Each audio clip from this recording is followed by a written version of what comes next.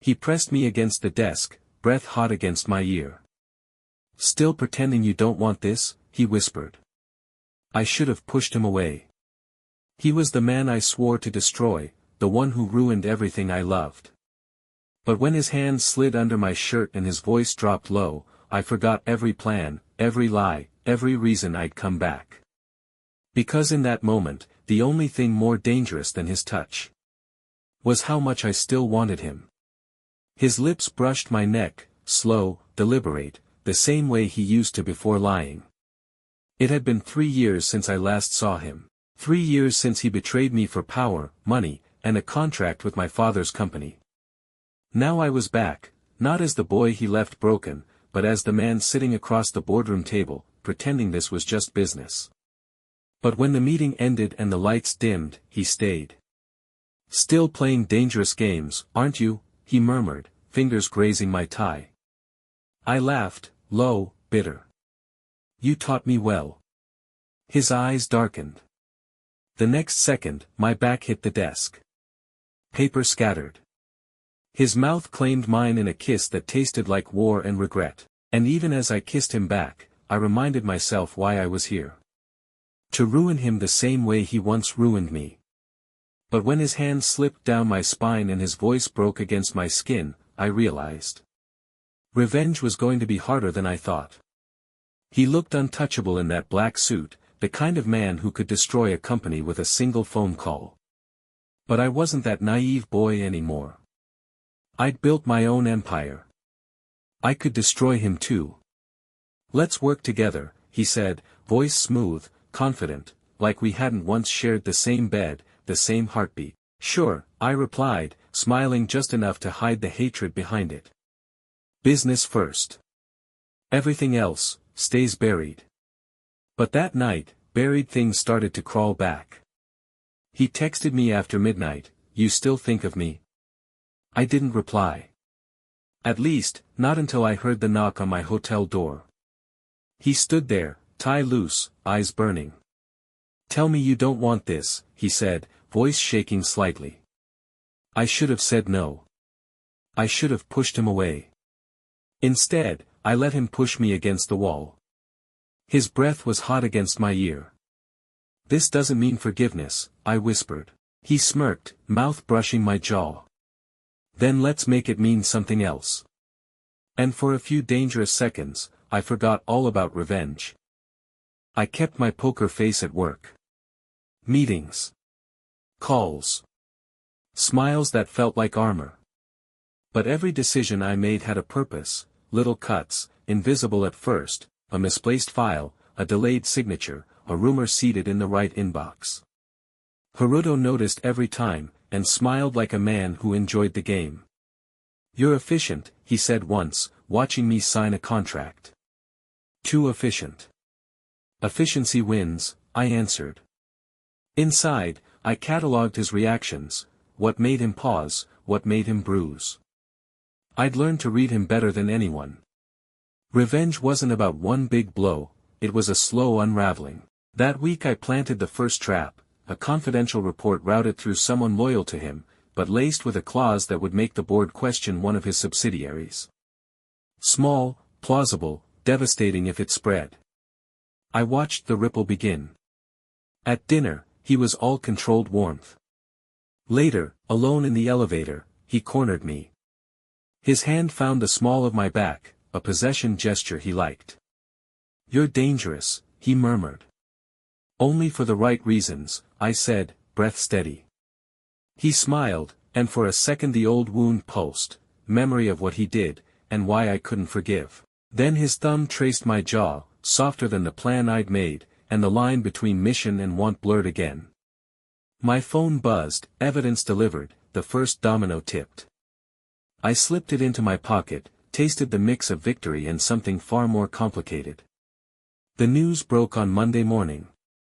Quiet at first, a whisper between executives, then a headline on the finance page. Haruto's prized subsidiary was under audit for mismanagement of internal assets. My doing. I watched from across the conference table as the color drained from his face, only for his perfect composure to return seconds later. He adjusted his cufflinks, met my gaze, and smiled like he knew. After the meeting, he called me into his office. No words at first, just silence thick enough to choke on. "You did this," he said finally, voice low, dangerous. "Do what?" I asked, pretending ignorance, even as adrenaline raced through me. He moved closer, slow and deliberate, like a predator testing distance. "Don't play with me, Kaito. You think I don't see your fingerprints on everything?" I laughed lightly. "If you're that paranoid, maybe you should check your security system." He slammed his hand beside me on the desk, caging me in. His breath brushed my neck. "You still want to hurt me, even after I've already ruined you once?" I met his gaze. "You didn't ruin me. You taught me how to ruin you better." For a moment, neither of us moved. Then, with unsettling calm, Haruto smiled again, that cruel, knowing smirk. "Then we'll see who survives the game you started." And just like that, the war between us turned into something darker, and far more personal. Haruto didn't strike back immediately. That wasn't his style. He waited. Watched. Drew closer in ways that weren't supposed to matter. He'd stop by my office with coffee, the same brand I used to drink when we lived together. He'd lean against my desk, sleeves rolled up, tie undone, eyes too calm for a man under pressure. "You should take care of yourself," he said one night, after everyone else had left. "You're working like you've got something to prove." "Maybe I do." He stepped closer. "To me?" The silence between us hummed. He reached out, brushing an imaginary speck of dust from my collar.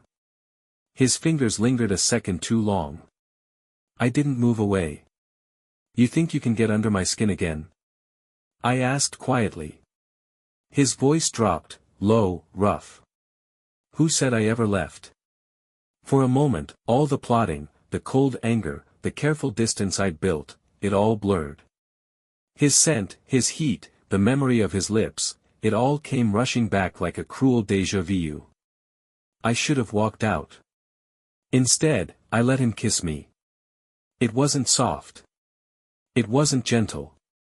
It was desperate, two people trying to win even while losing themselves. When it ended, I whispered against his mouth, "You still think you're in control?"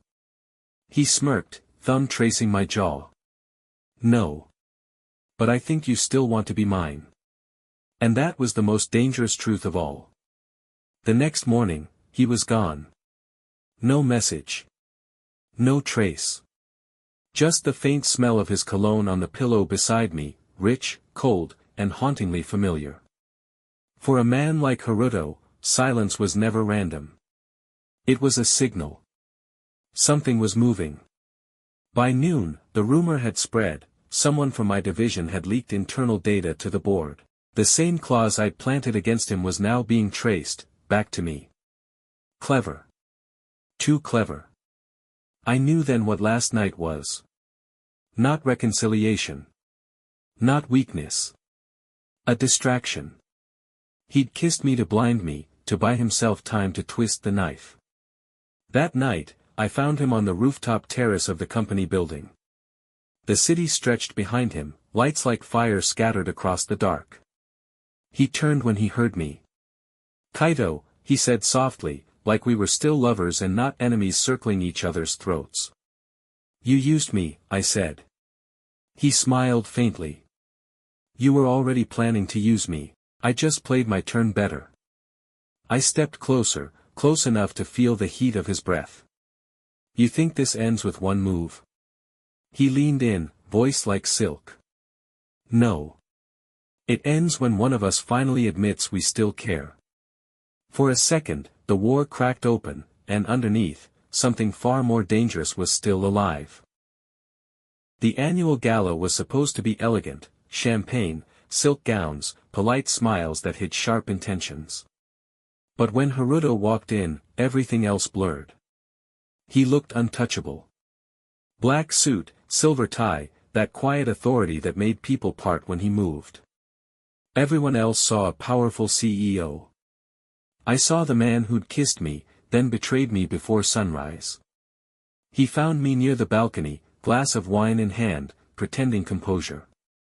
Still angry, he asked softly, close enough that no one else could hear. I'm not angry, I said. I'm calculating. His smile was dangerous. So am I. The music shifted, something slow, deliberate. Without asking, he took my hand and pulled me onto the dance floor. His touch was firm, his palm hot against my back. People were watching. He knew that. He thrived on it. You're playing with fire, I whispered. He leaned in until his breath ghosted my ear. And you're addicted to the burn. The dance became something else, too close, too charged, too revealing. Then, without warning, he kissed me. Not hidden. Not private. Right there, under the chandeliers and the eyes of everyone who thought they knew us. It was a declaration, a weapon, and a promise, all in one reckless act. When he pulled back, his voice was calm. Now they all know, he said. Let's see who destroys who first. The moment his lips left mine, the room erupted. Whispers. Gasps. Flashing phones. Haruto didn't even flinch. He adjusted his cufflinks and offered me a glass of champagne like nothing had happened. Congratulations, I said tightly. You've just made headlines. He tilted his head, that calm smile playing on his lips. Then I hope you look good in the photos, Kaito. I wanted to slap him. I wanted to kiss him again. I wanted him gone. Instead, I turned and walked out, every step echoing with the weight of his calculated chaos. By morning, my inbox was on fire. Rumors of an inappropriate relationship. Suspicion from investors. My board demanding explanations. Exactly what he wanted. He'd turned the tables again. That evening, I found him in his office, alone, sleeves rolled up, leaning against the desk like the devil himself waiting for confession. You wanted to ruin me, I said. Now you've just dragged yourself down too. He looked up, eyes colder than I remembered. Maybe. But at least this way, I go down with you.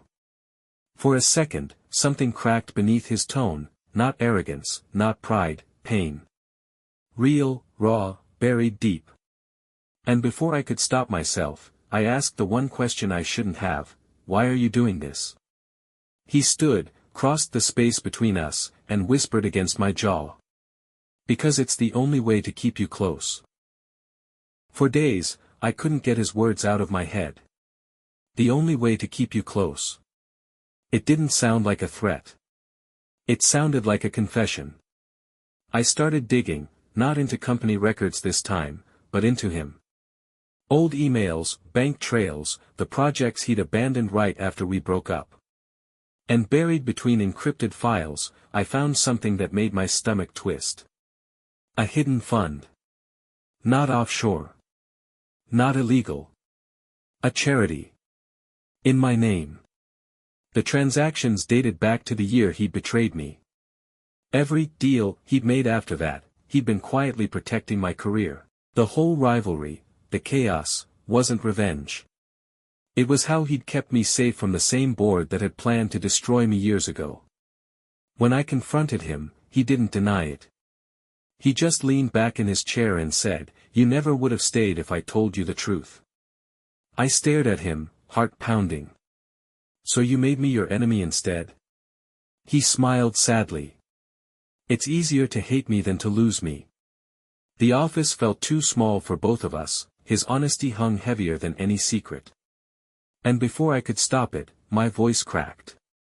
You could have just told me. He stood, stepped close enough for our breaths to mix. I tried, he whispered. Every time I kissed you. The night before the board meeting, the city outside my window felt too quiet, like it was holding its breath. One final move, and the empire would fall. His empire. All I had to do was send the file. Proof of every manipulation Haruto had done in my name. One click, and he'd lose everything. But my hand wouldn't move. Because now I knew why he'd done it, every scheme, every rumor, every cruel twist.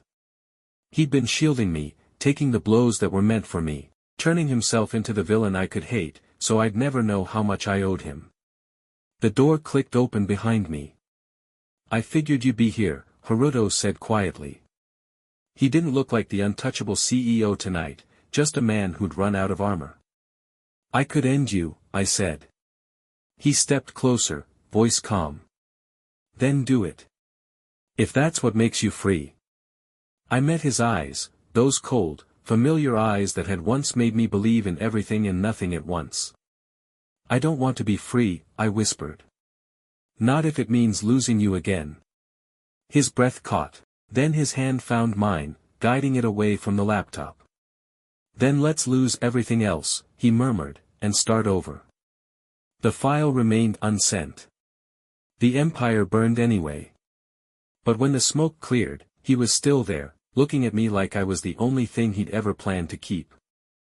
Months passed before the city stopped whispering our names.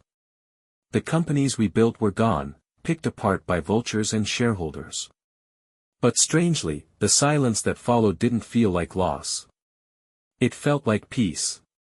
We started over in a smaller place, 2 rooms, creaking floorboards, no suits, no board meetings. Haruto traded his penthouse view for morning coffee on the balcony, hair messy, eyes softer now.